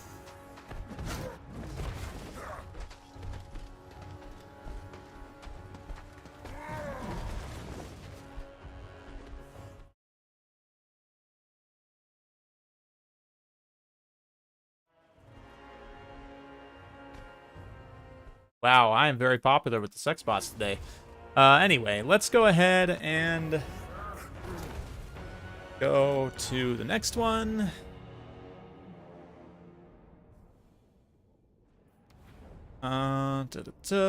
So, let's see here. If we go to Isliv. Yeah, the bear, I don't know if it's even worth me 100% testing this. I mean, I guess... Only 8 extra melee defense, 11 attack. Again, because this is an unbreakable unit to start with, you'd basically lose out on all the value from the leadership buffs that you'd get from rank 9. So, yeah. I mean, it's just Heart of Winter with... Yeah, it's just Heart of Winter, basically, right? Let's see. Heart of Winter, 8 seconds, up to 100 to 200 damage. 8 seconds. Yeah, it's literally just Heart of Winter. So, I don't know that we necessarily need to test that one out. Let's look at the Stonehorn. Oh, this guy.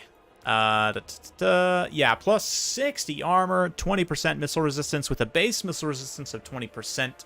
To begin with, this is going to be very, very strong situationally. It does give you minus 25% speed, but at 66 speed, you can already probably run over some stuff. So, like, let's try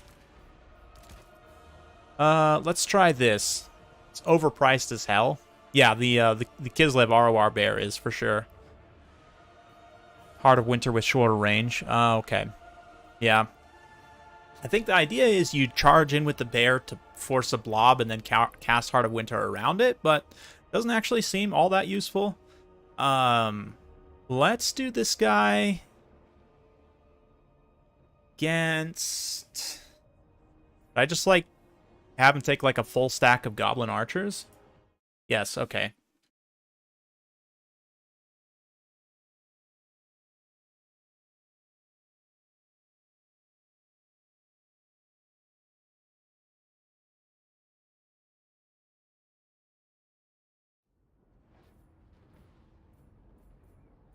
And let's see, like, against those lower tier shooting units, if they're able to do anything at all to him with this buff active.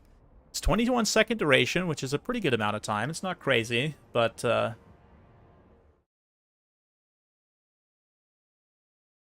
Frostbite 2 is quite nice. The RR Crushers also have Frostbite, so that now gives you 2 options. And in a big monster fight, like if you remember the video I had recently featuring double Stonehorn with the Hunters on the Stonehorn are actually the same cost as the ROR. In fact, even 50 more expensive. So you could literally just take that build and swap one of the Hunters out for the ROR. And that would give you some pretty big benefit. You do lose the ranged attack, but then, of course, you gain the missile resistance and armor and the frostbite and whatnot. So I could see this being a very viable build for Ogre Kingdoms, definitely. Oh yeah, you can heal this guy, of course. So not only is he going to be impossible to shoot, but with that buff active, but any damage he takes in the meantime, you can just heal back up. Yes, I have seen the heal, Professor Pone. We took a look at it with both Tomb Kings and Vampire Counts.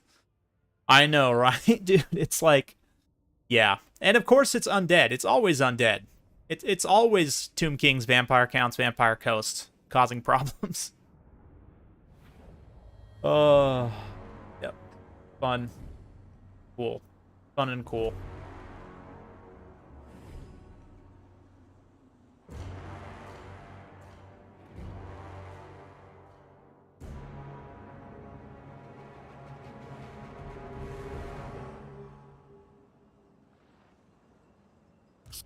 Okay, so anyway, let's keep these other guys back.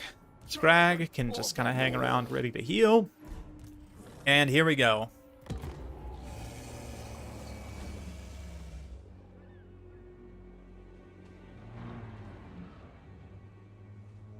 Gonna take him some time to set up all those archers, so I kind of quick readied him a little bit there. Probably should have waited, but that's okay.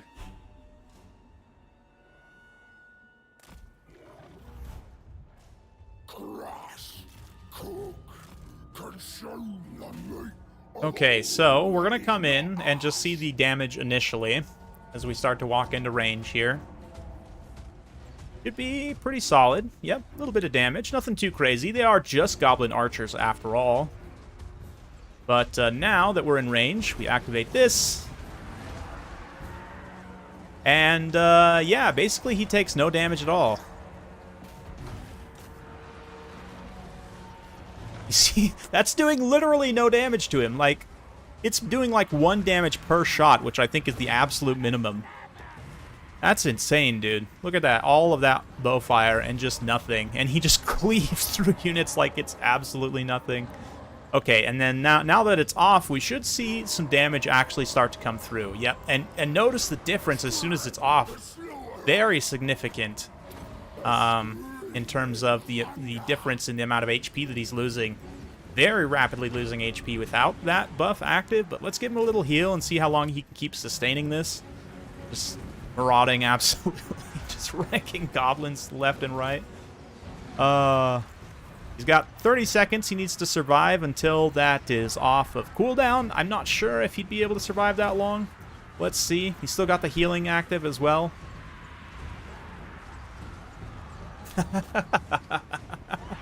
I think he's gonna make it. I think he's gonna make it. And then I don't know if we'll have enough Winds of Magic. Let's pop this recharge.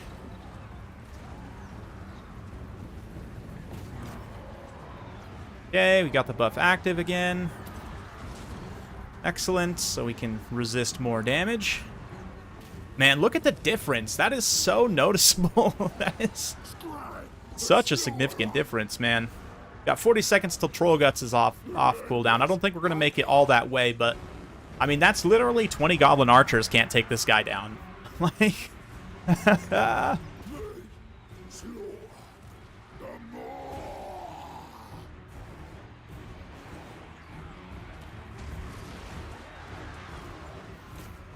yes, absolutely hilarious.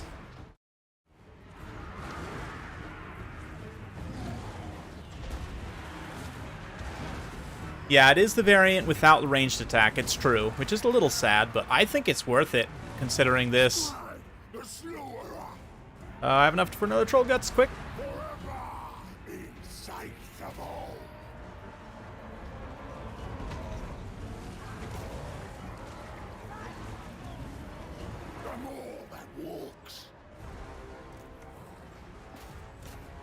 Very interesting. Very, very interesting. And, yeah, we've got just a few more seconds. Oh, no, it went out of control with the fermented fungi. I had one more. I had one more missile resist. I still might be able to get it, actually. But, let's see. How long is that fermented fungus going to be up for? Oh, there it goes. Okay, pop this again.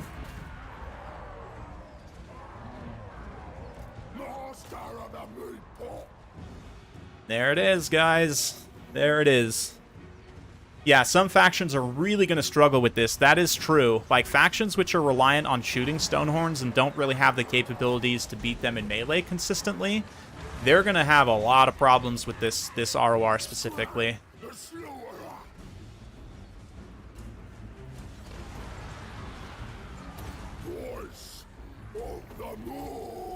Oh, look at that. One cast of that spell, too. We can terrify things away. Very interesting. Okay, they butcher.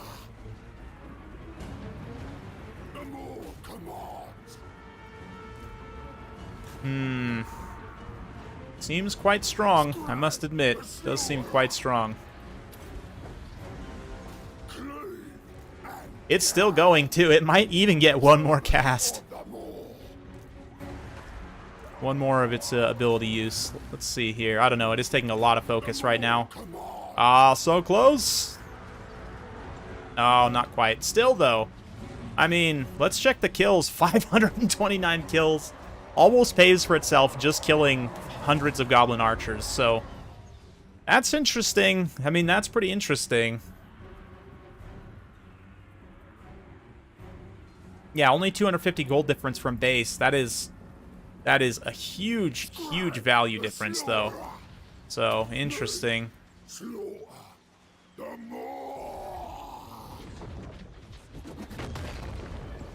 Anyway, I think that's enough for that guy. So, definitely his ability is going to be useful.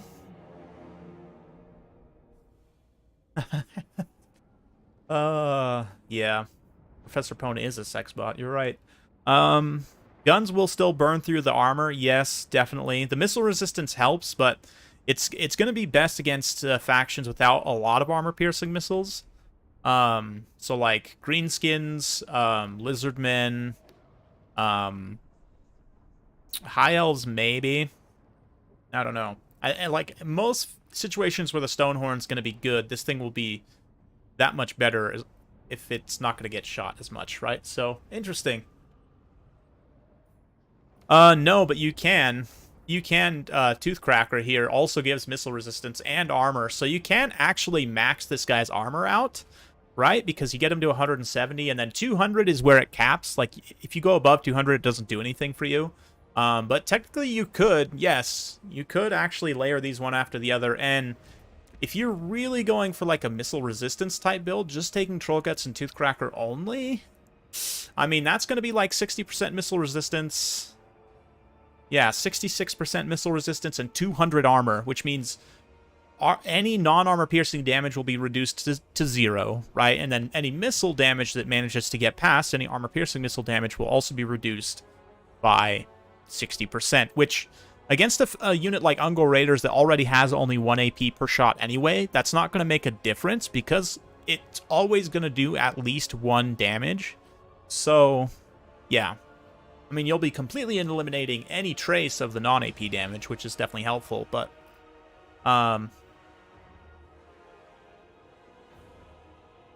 yeah, thankfully they bugged out Undead, so we can just ban them from tournaments completely. It's hard to say, you know. I think so. I think against factions with a lot of missiles, you'll want to take this guy plus the Hunter together. But it's hard to say how useful it will be on a consistent basis. Anyway, let's go on. Here, we've got just a couple more to look at. Let's take a look at the Marquis of Masochism. I don't know, this thing just still seems so squishy for what you get out of it. 450 points extra for a little bit of conditional self-healing and a different spell loadout that's, I mean, Phantasmagoria is nice. Having a hard snare, don't get me wrong. Bound hard snare, but yeah.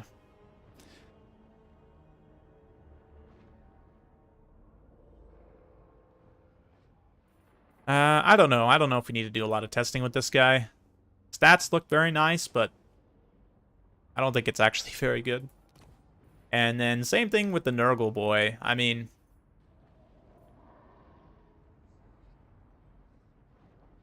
yeah, I just don't see...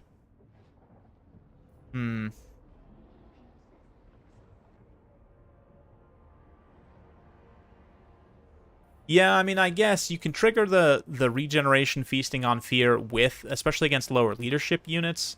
Like lower leadership melee factions, I could see this thing being good, I guess, because you can get quite a bit of self-healing. The Phantasmagoria, it's only a one-time use. Still, you can freeze something in place, reduce its leadership, and then feast on their leadership to gain HP. So, Yeah, it's a strong heal. It is a 0.8% heals per second is pretty good, and you can definitely heal cap. Sorry, 0.4%, still pretty good. You can definitely consistently heal cap this against lower leadership factions, I would imagine, but it still just takes so much damage so quickly that I don't know that this is really going to help that much at the end of the day. We'll see. But I honestly haven't played Realm of Chaos since Immortal Empires came out. Yeah, about that. And then the Nurgle boy, I don't know. I don't really feel a lot of need to do testing with this guy. He's reasonably decent stat line, only 40 armor though.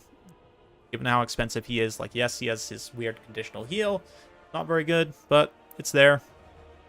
So, yeah, I would say, in order, I would probably say Tzeentch actually I'd probably put it number 1 for Lord of Change. And then, yeah, but then Cathay also, and the Ogre's ROR. Yes, those are definitely the 3.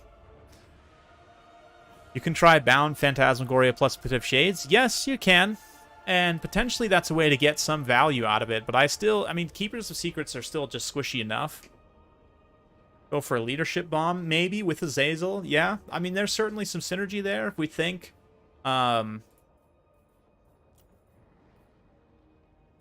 Azazel's got his, what is it? Demon Blade for Discourage.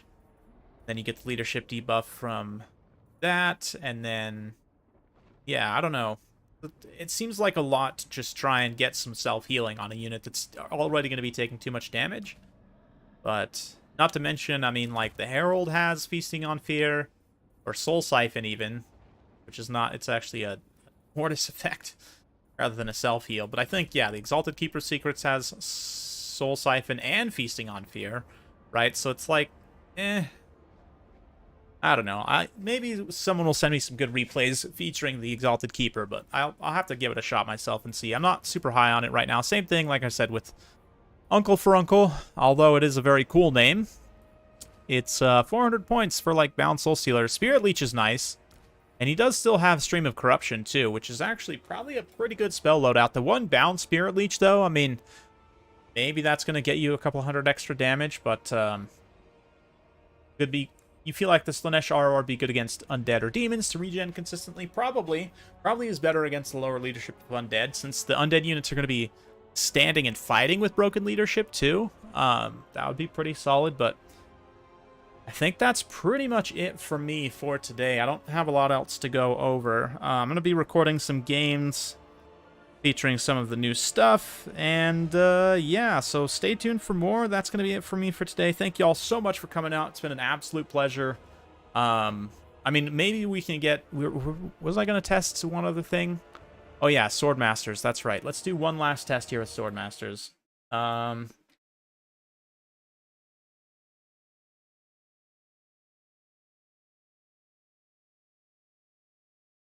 Let's test them versus the Exalted Bloodletters, because those are going to be the best anti-infantry infantry in the game.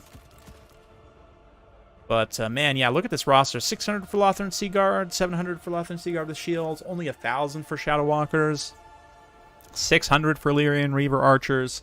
Seems very good.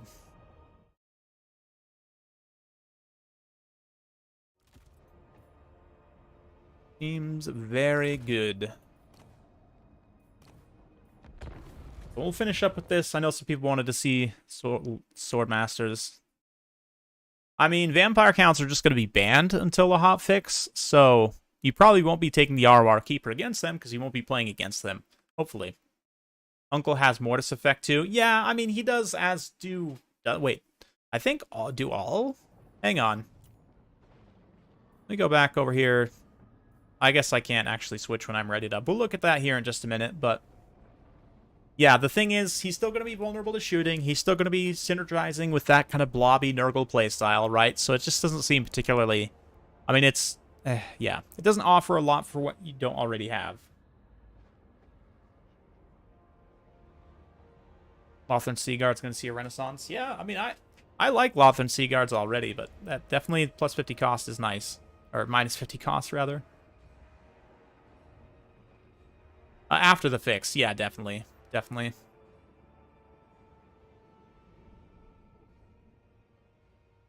I might even roll a double Big Bird. Who knows? Maybe I'll roll Sartharel and the Golden Griffin as a tag team. That'd be fun.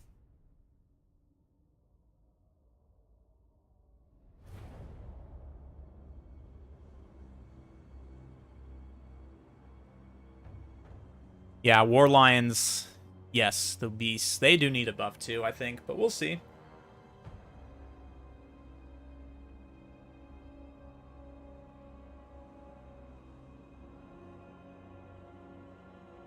For duty! Swordmaster of Hoeth! Okay. It shall be done. For order! I will! Okay.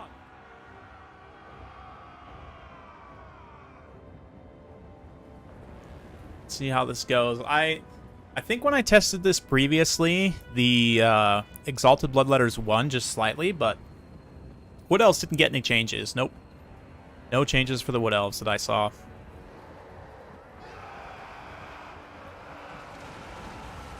Pretty good, actually, on the charge. They trade more or less even. I would expect the ROR to win. We'll see. It's going to be a pretty bloody fight on either side, and I mean, technically the Swordmasters are now more expensive, right? So they should win. But at the same time, the Exalted Bloodletters are a specialist unit with low armor, and they're from the best melee faction of the game, so arguably maybe they should win.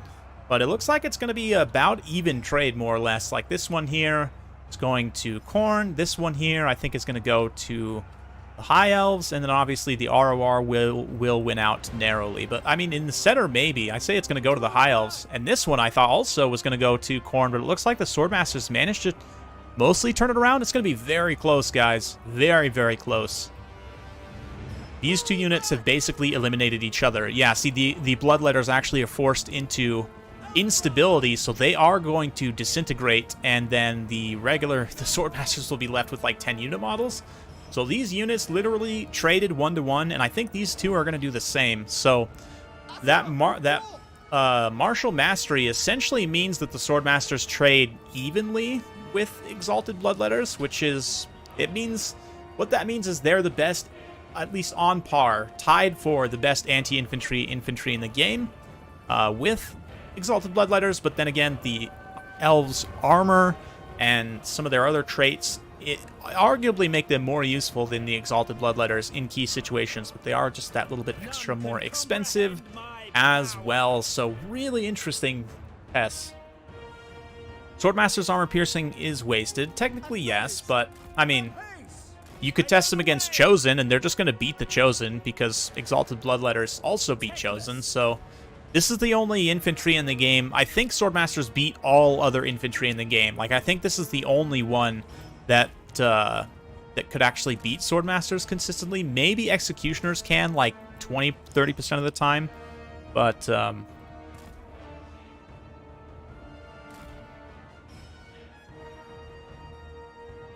yeah, should be interesting.